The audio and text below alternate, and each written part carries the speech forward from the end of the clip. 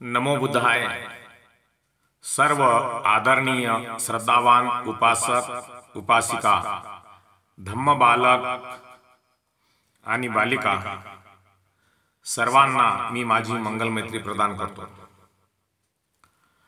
आजच्या धम्मदेशनीमध्ये सामाजिक मान्यता मिळालेले शकुन अपशकुन व त्याचे परिणाम आणि रात्री जे स्वप्न पडतात त्या स्वप्नांचे सुद्धा परिणाम आणि स्वप्नांचे सुद्धा शकुन अपशकुन या संदर्भात आजची विशेष धम्मदेशना आहे। बरेच लोक कुठे बाहेर गावी जात असताना रस्ता ओलांडताना मांजर आडवी जाणे, समोरून मुंगूस आडवा जाणे, सर्प आडवा जाणे, जलकुंभ पाण्याने भरलेली घागर समोरून जाणे, सकाळी सकाळी एखाद्या विधवा महिलेचे मुख पाहणे,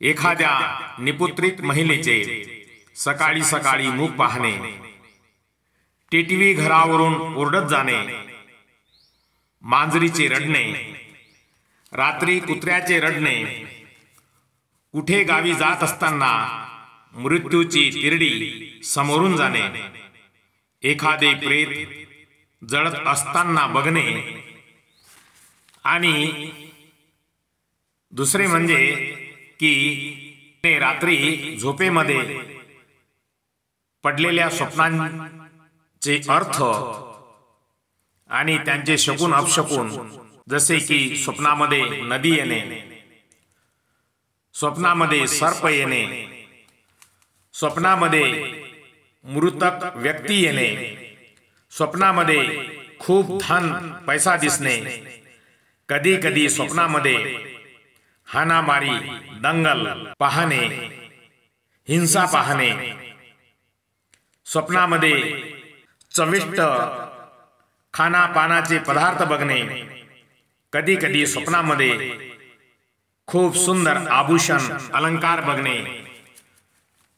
कधी कधी स्वप्नामध्ये खूप सुंदर बाळ दिसणे, स्वप्नामध्ये लग्न समारंभ बघणे, वरात बघणे, कधी कधी खूप शृंगारिक स्वप्न बघणे, स्वप्नामध्ये खूप दूर दूर गगनात भ्रमण करणे, कधी कधी स्वप्नामध्ये हिंस्र प्राणी पाठलाग करणे, स्वप्नामध्ये मनोरंजक नृत्य करणे, स्वप्नामध्ये मयत मृत व्यक्तीचे प्रेत दिसणे, स्वप्नामध्ये असताना जोरजोराने रडणे, झोपेमध्ये असताना दात घर्षण करून वाजवणे, झोपेमध्ये असताना बडबड करणे किंवा हसणे आणि झोपेमध्येच असताना जागेवरून उठून चालणे। आता ह्या ज्या गोष्टी घडत असतात याच्या पाठी काय कारणे आहेत, का असे स्वप्न पडतात, अनेक शंका कुशंका उत्पन्न होतात। एखादे स्वप्न जर पडले तर त्याचाच विचार आपण करत बसतो, काय चांगले काय वाईट, याचे काय परिणाम असतील, त्याचे काय परिणाम असतील, असा आपण विचार करत असतो। आता जसे की बऱ्याच शकुन अपशकुन घटनांना सामाजिक मान्यता मिळालेल्या आहे। जसे की कधी कधी रस्ता ओलांडताना किंवा रस्त्यावरून चालताना मांजर आडवी जाते।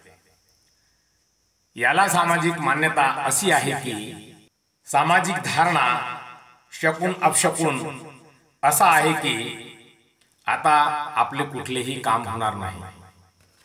मांजर आडवी जाणे म्हणजे कुठलेही काम होणार नाही अशी मनुष्याची धारणा होते, कारण या गोष्टीला सामाजिक मान्यता मिळालेली आहे की मांजर जर आडवी गेली तर आता आपल्या आज दिवसभरात कुठलेही काम होणार नाही।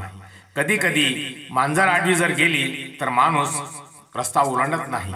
समोरून येणारी व्यक्ती आधी निघून जाईल आणि नंतर मग मी जाईल तर माझे सर्व संकट टळेल, अशा भावनेने, अशी भावना धारण करून मनुष्य मांजर आडवी गेली तर त्याला फार संकोच होतो. मांजर आडवी जाणे आणि आपण जे काम करतो याचा काही एक संबंध नाही. मांजर आडवी गेली काय आणि नाही गेली काय, जे काम व्हायचे आहे ते तुमच्या कर्तृत्वावर, तुमच्या कर्मावर आधारित आहे. त्यामध्ये मांजर आडवी जाणे किंवा न जाणे याचा काहीही त्यावरती परिणाम होणार नाही. मात्र सामाजिक मान्यता अशी आहे की मांजर जर आडवी गेली तर कुठलेच काम होणार नाही.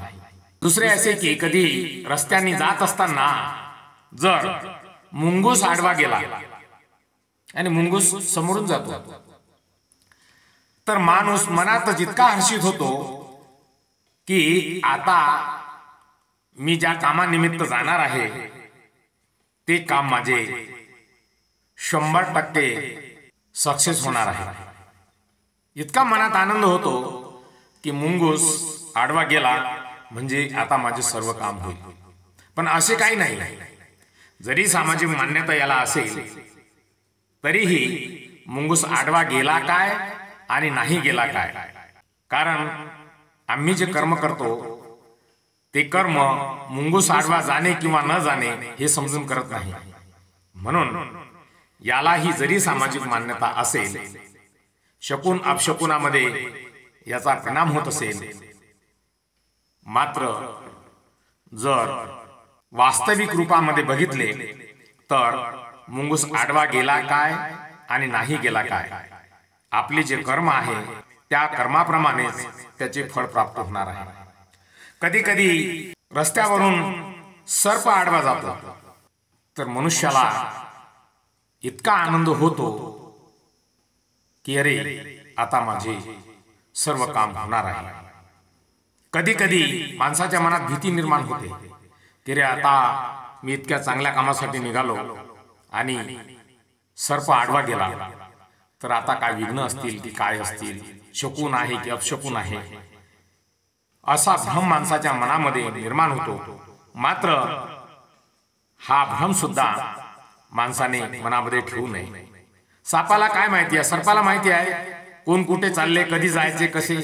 तो त्याच्या क्रमाप्रमाणे, त्याच्या विधीप्रमाणे तो आपले कार्य करत असतो. आपणही आपल्या विधीप्रमाणे आपले कार्य करत असतो. तेव्हा सर्प आडवा जाणे म्हणजे शकुन अपशकुन या भ्रमात कधीही राहू नये. कधी कधी रस्त्याने जाता जाता जलकुंभ, पाण्याने भरलेली घागर समोरून जाते. एखादी महिला पाण्याचा भरलेला माठ आणि जलकुंभ, घागर ती समोरून घेऊन जाते भरलेली, तर इतका आनंद होतो की आता माझे काम हे 100% होणार आहे, कारण समोरून पाण्याची घागर गेली. जर असे असते तर लोकांनी कुठल्या तरी एखाद्याला सांगितले असते की अरे मी या रस्त्याने जाणार आहे तर तिकडून तुम्ही पाण्याने भरलेली घागर घेऊन या म्हणजे माझे काम होईल. असे काही नाही आहे. पण तरीही माणसाच्या मनामध्ये ती भावना उत्पन्न होते, पाण्याने भरलेली घागर समोरून गेली म्हणजे माझे काम सर्व फत्य होईल, सक्सेस होईल. कधी कधी सकाळी सकाळी एखाद्या विधवा महिलेचे मुख पाहणे फार अशुभ मानले जाते, अपशकुन मानला जातो. हेही तितके खरे नाही. कारण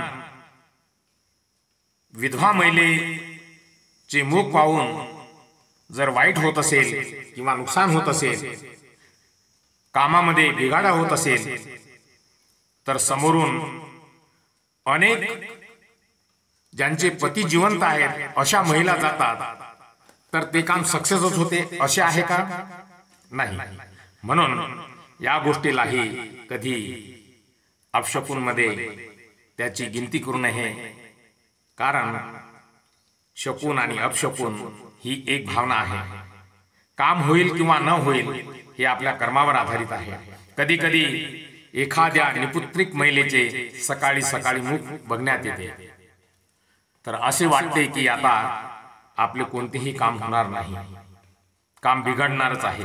ही भावना मनामध्ये रुजते आणि मग माणसाच्या मनामध्ये चित्तामध्ये जे काही चांगले विचार आहेत त्या विचारांना फाटा फुटतो आणि ते विचार, चांगले विचार मलिन होतात आणि मनातल्या मनात विचार करून जे काम चांगले होण्यासारखे आहे त्या चांगल्या कामालाही आम्ही अपशकुनमध्ये गिनती करतो. तर शकून अपशकुन या गोष्टीलाही लागू होत नाही.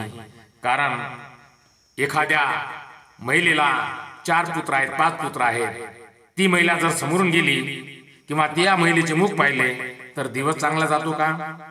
की दिवस चांगला जात नाही. ही एक अंधश्रद्धा आहे.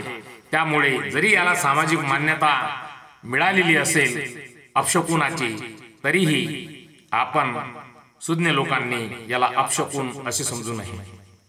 कधी कधी घरावरून टिटवी ओरडत जाते.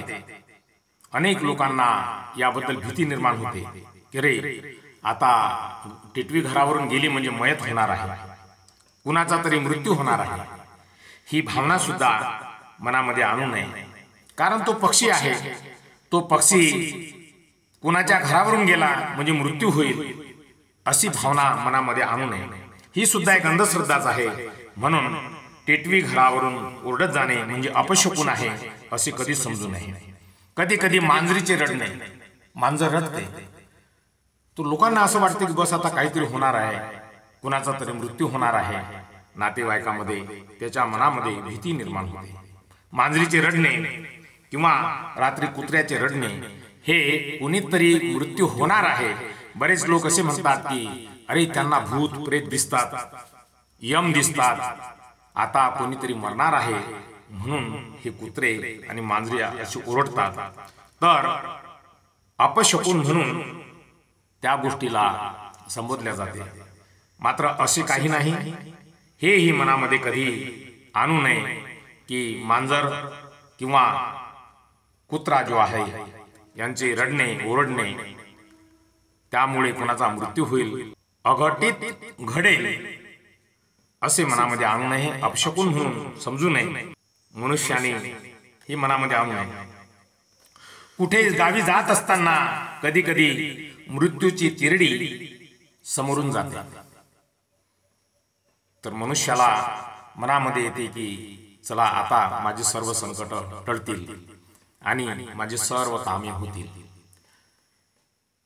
त्या मृत्यूचा आणि आपल्या कर्माच्या कामाचा काहीही संबंध नसतो.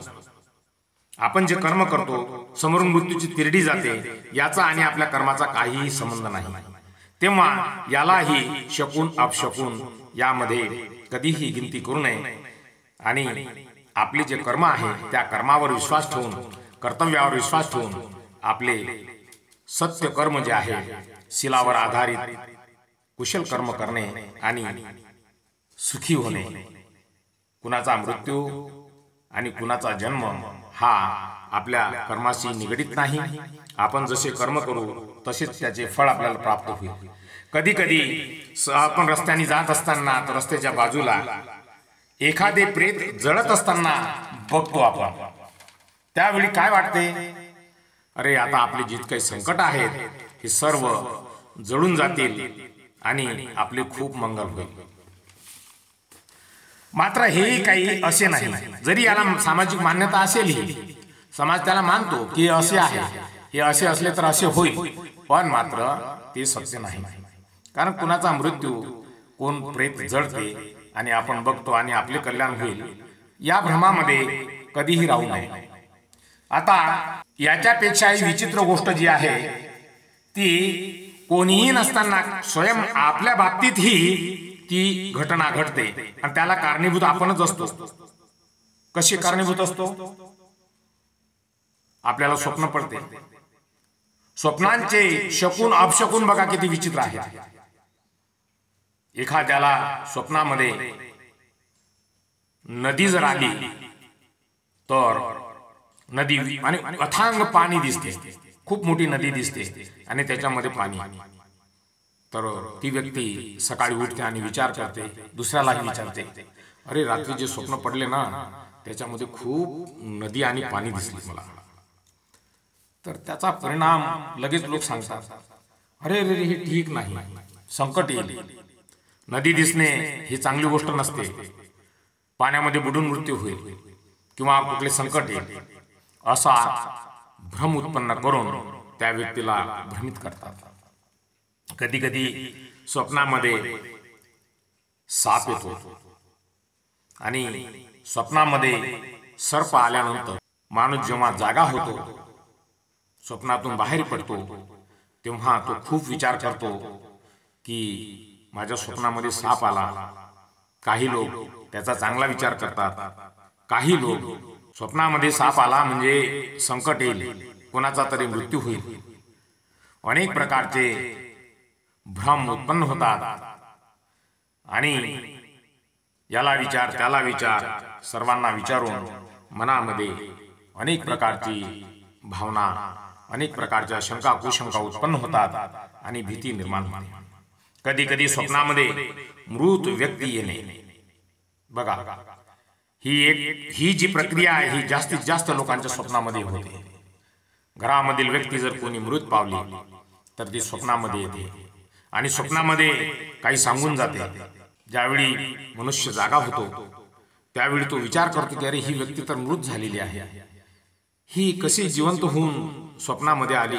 आणि त्या स्वप्नामध्ये सर्व क्रियाकलाप करतो, बोलणे चालणे, काही कार्यगती असेल तीही करणे. तर त्या मृत व्यक्तीबद्दल मनामध्ये जिवंतपणाचा एक आभास होतो आणि ते स्वप्न सकाळी स्मरण करता करता त्या व्यक्तीने जसे जसे काही स्वप्नामध्ये कर्म केले, कृत्य केले, जशी संगती केली त्याचा विचार करत बसतो की असे का केले असेल, असे का म्हटले असेल, ती व्यक्ती मृत पावली तर काही बाकी असेल का, काही मला करायला पाहिजे का. अनेक प्रकारचे चित्र विचित्र शंका कुशंका मनामध्ये येतात आणि मग याला विचार त्याला विचार की रात्री असे स्वप्न पडले, याचे काय असेल, याचा अर्थ काय असेल, त्याचा अर्थ काय असेल, असे का दिसले, असे असे घडले. अनेक प्रकारच्या शंका कुशंका मनामध्ये उत्पन्न होतात आणि नंतर भीती सुद्धा उत्पन्न होते. कधी कधी स्वप्नामध्ये मृत व्यक्ती येणे त्या व्यक्तीबद्दल भीती सुद्धा निर्माण होते की आता याचा तर मृत्यू झालेलाच आहे का, मलाही सुद्धा तो सोबत घेऊन जाणार का. अनेक प्रकारच्या शंका कुशंका उत्पन्न होतात आणि भय उत्पन्न होते. कधी कधी स्वप्नामध्ये खूप धन द्रव्य दिसते, खूप पैसा दिसतो, खूप धन द्रव्य, जेवढे पाहिजे तेवढे,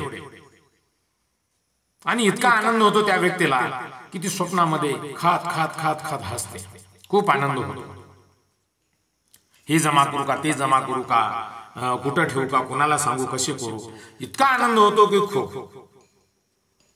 आणि जेव्हा स्वप्न नष्ट होते, संपून जाते आणि ज्यावेळी ती व्यक्ती जागी होते तर त्या व्यक्तीला इतकं दुःख होते की अरे हे स्वप्न होते, हे वास्तविक नाही, हे स्वप्न होते.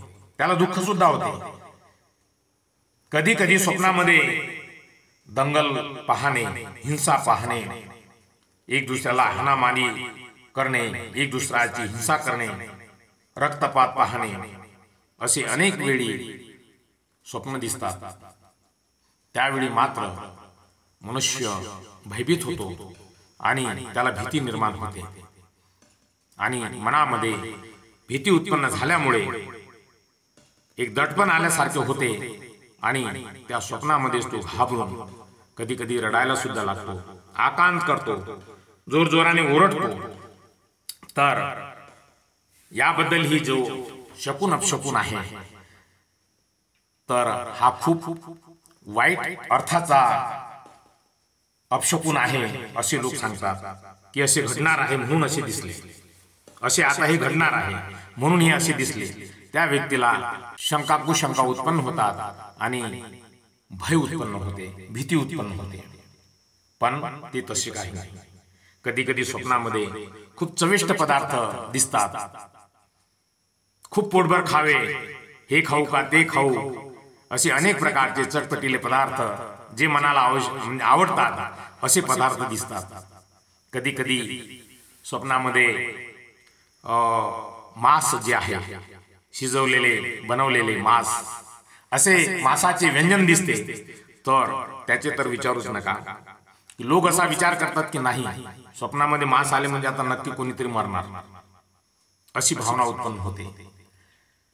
त्या स्वप्नाचा विचार करून मनुष्य खूपच भयभीत होतो की अरे मला असे विचित्र स्वप्न पडले तर खरंच कोणी मृत्यू पावणार का घरातील. अनेक प्रकारच्या शंका उत्पन्न होतात.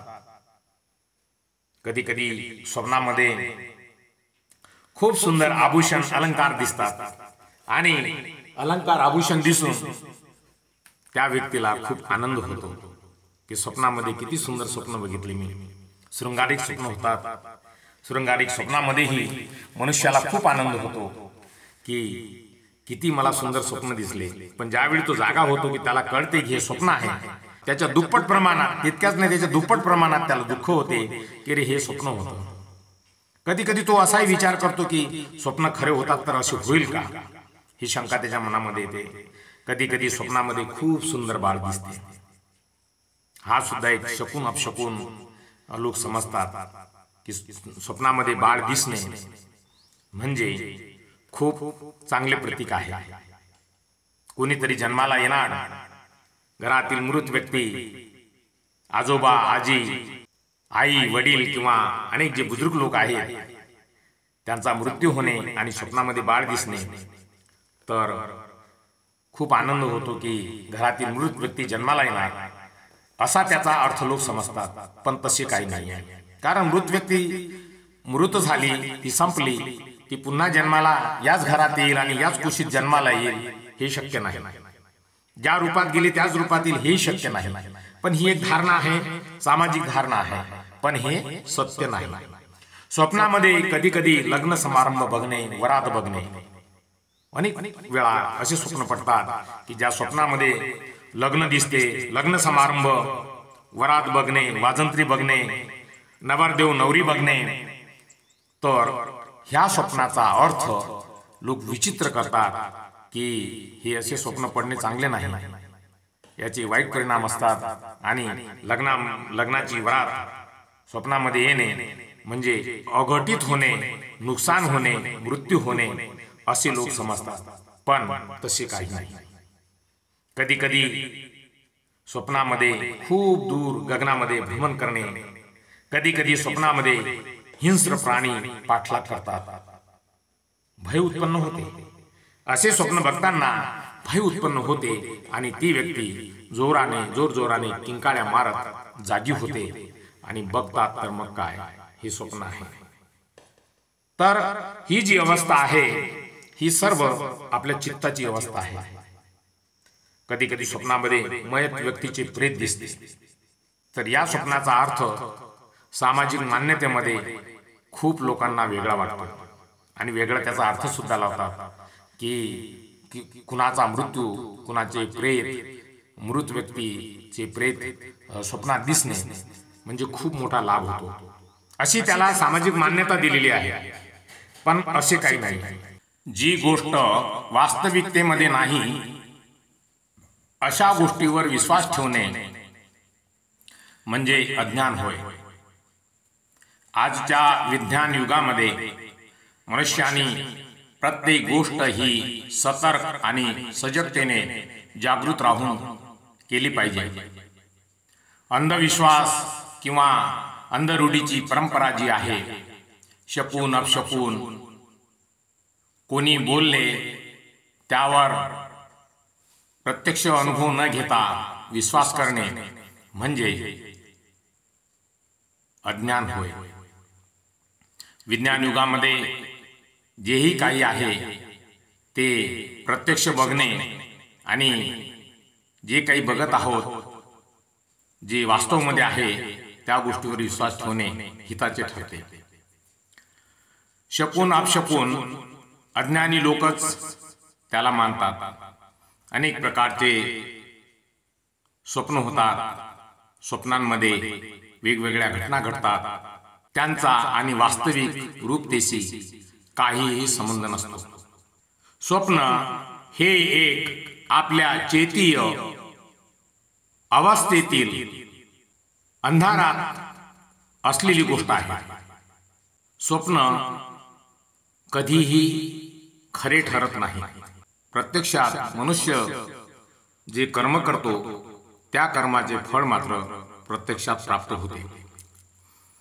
स्वप्न पडणे ही एक आपल्या चित्ताची अवस्था आहे. आपले चित्त जसे जसे भ्रमण करेल तसे तसे स्वप्न प्रकट होते.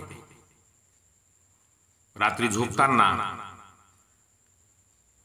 ज्या ज्या गोष्टी आपण स्मरणात आणतो त्याच गोष्टीच्या आधारे स्वप्न पडतात.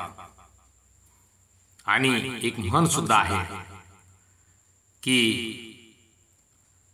मनी वसे ते स्वप्नी दिसे. मनामध्ये जसा आपण विचार करतो तशाच प्रकारची स्वप्न पडतात. विचार करणे ही एक खूप चांगली गोष्ट आहे, पण केवळ कल्पनाही करणे आणि वास्तविकतेचे स्वरूप न देणे जर असे असेल तर त्याचा काहीही लाभ नाही. वास्तविकता काय आहे हे जाणून आपले कुशल कर्म करणे त्याचा परिपूर्ण लाभ आपल्याला होऊ शकतो. बरेच लोक स्वप्नाळू असतात. ते नेहमी स्वप्न बघत असतात आणि त्या स्वप्नातच दंग होऊन आनंद व्यक्त करतात. स्वप्न लोकांना सुख देणारी गोष्ट वाटते, कारण स्वप्नामध्ये माणसाचे चित्त भ्रमण करते. अनेक प्रकारच्या कल्पना मनामध्ये येतात आणि जे कधीही प्रत्यक्षात बघितलेही नाही त्याच्या कितीतरी पटीने त्यामध्ये विस्तृत प्रमाणात दिसते. जे सुख कधी अनुभवले नाही त्यापेक्षाही किती प्रकारचे मोठे सुख त्या स्वप्नामध्ये दिसते. स्वप्न हे स्वप्नच असते. आपल्या चित्ताची अवस्था लुप्त झाली, शांत कुठल्याही प्रकारची चेतना जी आहे ती स्थिर झाली की मन भटकते, चित्त भटकते आणि या भटक्या चित्तामध्ये अनेक प्रकारच्या कल्पना उत्पन्न होतात आणि त्याचे स्वरूप म्हणजे स्वप्न होय. मनुष्याने कधीही स्वप्न किंवा भाकीत किंवा कल्पना कोणी सांगितले त्यावर विश्वास न ठेवता प्रत्यक्ष अनुभव करून, शकून अपशकून याचा विचार करून, विज्ञानाचा विचार करून माणसाने जीवन जगले पाहिजे. अंधश्रद्धेमध्ये जीवन जगणे म्हणजे अंधारात अज्ञानात जीवन जगणे होय. प्रत्यक्षात जे नाही त्या गोष्टीवर विश्वास ठेवणे ही त्यापेक्षाही खूप दुःखाची आणि अज्ञानाची गोष्ट आहे. प्रत्यक्ष बघणे, त्यावर विश्वास ठेवणे आणि जे आहे जसे आहे तसे त्याला मानणे यात मनुष्याची हानी होत नाही. काल्पनिक स्वरूपामध्ये जीवन जगणे प्रत्येक ठिकाणी हानी होते. कल्पनेमुळे हानी अशा प्रकारे होते की ती हानी नंतर जीवनाला भोवते. जी गोष्ट वास्तविक रूपमध्ये नाही त्या गोष्टीवर विश्वास ठेवणे हे अज्ञानाचे प्रतीक आहे.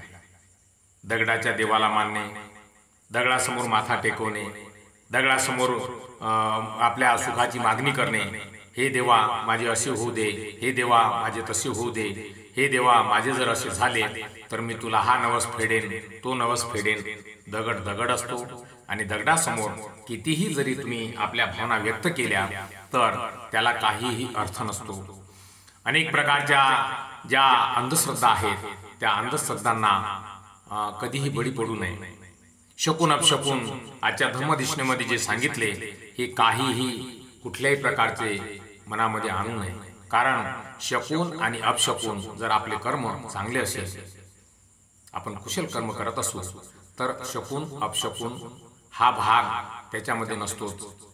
आणि जर आपले कर्म कुशल असेल, आपण प्रत्येक काम हे सत्य बाजू मांडून करत असू, सत्याच्या मार्गाने करत असू तर मात्र मग आपल्याला कुठल्याही आणि कुठलेही पूजापाठ करणे गरजेचे नाही. कुशल कर्म करत राहा. कुठल्या पूजापाठाने कधी माणसाचे कल्याण होत नाही. जसे जसे कर्म करेल, चांगले कर्म करेल, त्याला चांगले फळ मिळेल. हा तथागतांचा धम्म जो आहे, या धम्मामध्ये कुशल कर्माला अधिक जास्त महत्त्व आहे. या धम्मामध्ये अंधश्रद्धा, कल्पना, चाली, रूढी, परंपरा जे वास्तव्यामध्ये नाही त्याला मानणे, असे कुठलेही काम धम्मामध्ये त्याला स्थान नाही. त्यामुळे आजच्या या धम्मदेशनेच्या माध्यमातून सर्वांना सांगू इच्छितो की आपले कर्म कुशल करा. कुठलेही खोटे भाकेत, कुठल्याही अंधश्रद्धेला बळी पडू नका. शकून अपशकून याच्या पाठी धावू नका. स्वप्नाच्या पाठी तर मुळीच धावू नका. स्वप्न ही लुप्त झालेल्या चित्ताची अवस्था आहे. त्या ठिकाणी आपली चित्त अवस्था चंचल होते. या ठिकाणी त्या ठिकाणी धावते. आपली चित्त जसे जसे धावते, जसे जसे आपल्या चित्तामध्ये येते, जसे जसे आपल्या मनामध्ये विचार येतात, तशा तशा प्रकारे ते स्वप्नामध्ये आपल्याला दिसते. त्याचा वास्तविकतेशी काहीही संबंध नसतो. त्यामुळे सर्वांनी जागृत होऊन या धम्मदेशनेच्या माध्यमातून मी जे जे सांगितलेले आहे त्याचे चांगले परीक्षण करून आपला जीवन मार्ग कुशल कर्माने जगावा. आपले नित्य कर्म जर कुशल असेल तर मग मात्र आपल्याला कोणत्याही गोष्टीशी तडजोड करण्याची गरज नाही. अंधश्रद्धा आहे ती जाणून बुजून आहे. अंधश्रद्धा ती ओळखूनच त्या अंधश्रद्धेचा पाठलाग करू नये आणि दुसऱ्यालाही अंधश्रद्धेमध्ये कधीही प्रवृत्त करू नये.